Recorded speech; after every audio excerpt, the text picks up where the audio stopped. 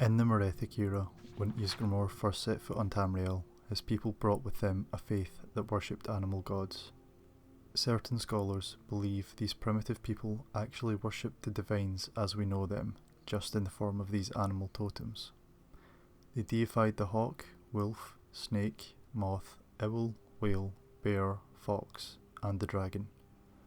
Every now and then you can stumble across the broken stone totems in the further reaches of Skyrim. Foremost among all animals was the dragon. In the ancient Nordic tongue, it was Drakon.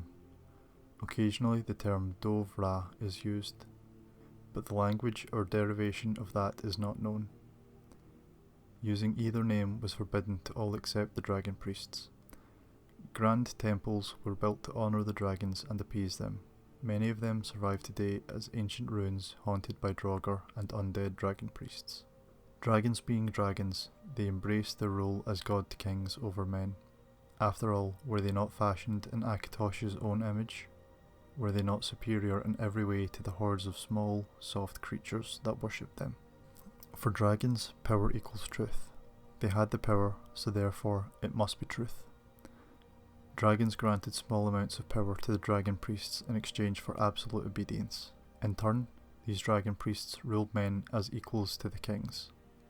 Dragons, of course, could not be bothered with actually ruling. In Atmora, where Ysgramor and his people came from, the dragon priests demanded tribute and set down laws and codes of living that kept peace between dragons and men. In Tamriel, they were not nearly as benevolent. It's unclear if this was due to an ambitious dragon priest, or a particular dragon, or a series of weak kings.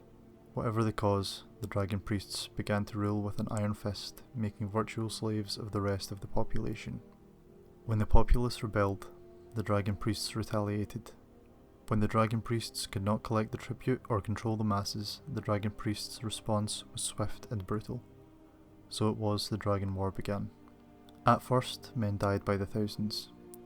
The ancient texts reveal that a few dragons took the sides of men. Why they did this is not known.